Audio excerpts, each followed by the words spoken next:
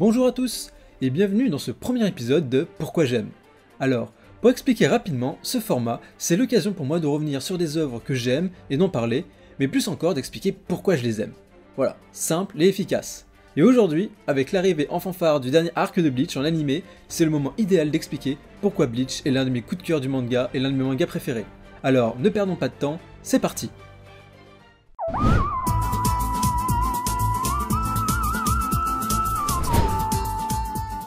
On ne présente plus Ichigo Kurosaki, héros du manga Bleach, qui est pour moi l'un des atouts majeurs de l'œuvre. Il est à la fois similaire et différent à ses frères du Big Tree, et il se démarque d'abord par son caractère. Ichigo est beaucoup plus mature et posé que ses confrères, il en est presque adulte alors que ce dernier n'a que 15 ans. Il en ressort un personnage plus réfléchi et surtout plus sage, et mon dieu que j'aime ça.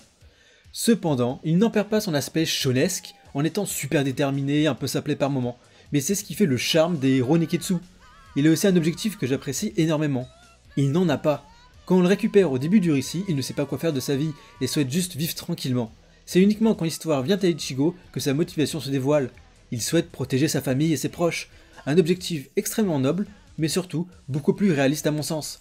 Ce qui rend Ichigo extrêmement empathique et surtout humain et beaucoup moins caractériel que ses confrères. Bref, Ichigo c'est un cœur shonenique qu'on aime tous, mais c'est aussi une couche de maturité et d'empathie qui donne un ensemble savoureux et surtout inédit pour le genre.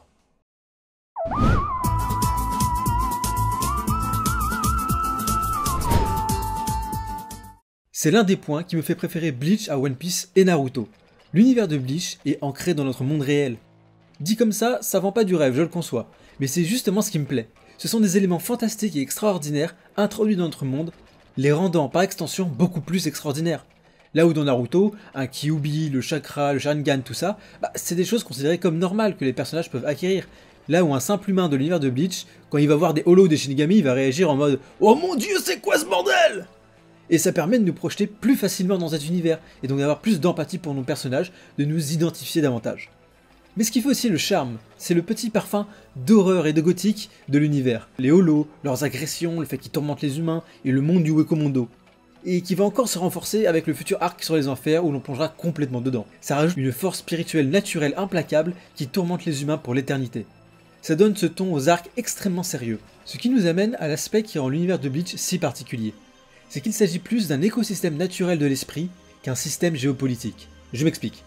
Dans Naruto, nous avons des villages plus ou moins puissants, qui représentent les différentes nations. Parfois nous avons des oppositions, des alliances, de la paix, etc. Mais à tout moment, cela peut changer, et on peut passer de nouvelles structures politiques, à de nouvelles frontières, à de nouveaux pays, etc. Alors que dans Bleach, on ne peut pas détruire le Wekomondo ou la Soul Society. Plus que ça, il ne faut pas les détruire car cela entraînerait un dysfonctionnement de cet écosystème de l'âme. Et c'est tous les mondes qui seraient détruits.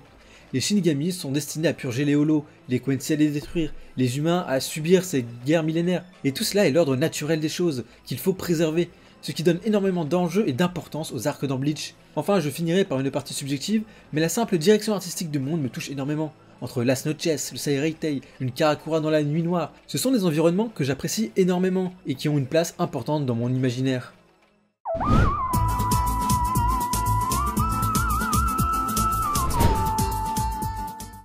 S'il y a bien un point qui ne fait pas débat dans ce qu'on aime dans Bleach, c'est bien les Zanpakuto, des katanas aussi stylés que puissants et qui peuvent être modelés de toutes les manières.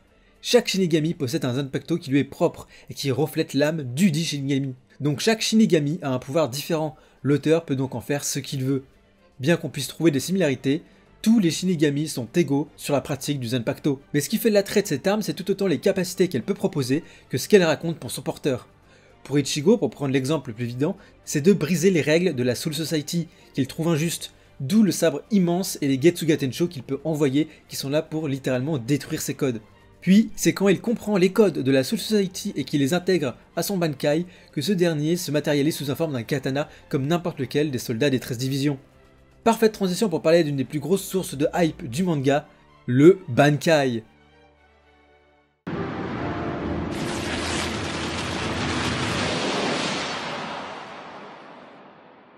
Bankai! Technique de libération ultime des sabres et qui donne des capacités incroyables et dévastatrices. Ce n'est pas pour rien si les principaux tops de Bleach sont sur les Bankai. Comment leur en vouloir? Je ferai pareil. Et c'est un stade que tout le monde peut débloquer. Tous les personnages peuvent devenir les stars du manga et marquer les esprits. car chaque découverte d'un Bankai est un événement, et cela permet un tandem entre combat d'escrime et confrontation de pouvoir et de capacité. Savant mélange entre les deux fait que j'affectionne tout particulièrement les combats dans Bleach.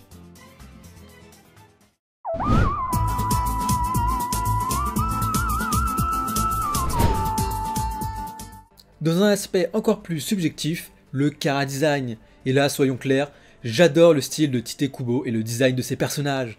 Le trait est fin, dur, mais sans oublier d'être dynamique, et son trait va s'épaissir et s'affirmer au fil des tomes. Le découpage est très vif et met en valeur les personnages. Et quels personnages! Parlons-en, ils dégagent tous un flot de dingue, mais surtout ils sont majoritairement un style assez sérieux, assez crédible. Ils sont assez simples mais pourtant hyper caractérisés malgré tout. Et même les personnages sans trop d'importance ont un charisme de dingue.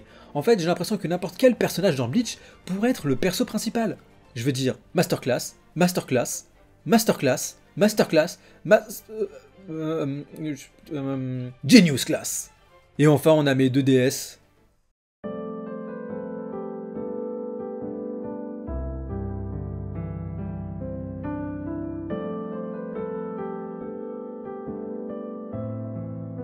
Ne sont-elles pas magnifiques? Vous l'aurez compris, j'adore le chara-design de Bleach, notamment celui des Holo et des Shingeki. Un peu moins ceux des Stern, mais j'avoue qu'ils sont tous ultra classe quand même et que certains d'entre eux dégagent un flot des enfers. Bref, le chara-design c'est pour moi une totale réussite et je suis parfaitement séduit par le trait de Tite Kubo.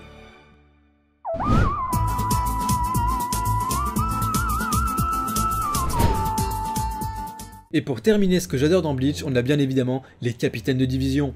Un rang d'élite parmi l'organisation du protagoniste qu'on retrouve dans de nombreuses œuvres comme Black Clover, Saint Seiya, Demon Slayer, etc. Et moi j'adore ce système et ce pour deux raisons. Une raison d'enjeu car un capitaine incarne un niveau de puissance élevé, on veut alors voir de quoi il est capable et quelles sont les dingueries qu'il peut faire. De plus, vaincre un capitaine pour un antagoniste, c'est tout de suite le crédibiliser comme une menace importante. Enfin, sauf quand tu tues Rose et Kensei. Ensuite, ça permet de facilement introduire une ribambelle de personnages hauts en couleur et charismatiques pour accompagner le héros. Du coup, on se retrouve très vite avec ses chouchous, Kuraku, Best Captain Forever, et surtout on adore les voir interagir, vivre leur vie, etc. Bref, c'est le moyen facile et efficace d'introduire des personnages que l'on va très vite apprécier et qui vont finalement être très vite au centre du récit.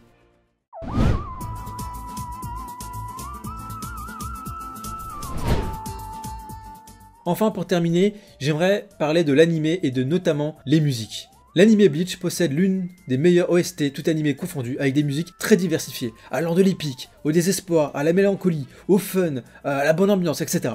Avec tout ça, vous comprenez pourquoi j'adore Bleach, et pourquoi c'est mon manga préféré parmi le Big 3. Et je n'ai qu'une hâte, c'est que l'anime relance la hype et que Bleach puisse continuer à vivre, et plus encore que les meilleurs moments du dernier arc, c'est surtout la suite de Bleach avec l'arc des enfers qui me hype. Car en enfer, on croisera sans l'ombre d'un doute ce putain de Mickey de ses morts. Pourquoi on n'a pas de simulcast? En France, on est tout simplement privé de Bleach. Merci à tous d'avoir regardé cette vidéo. Allez voir ou lire Bleach. Et à la prochaine. Ciao.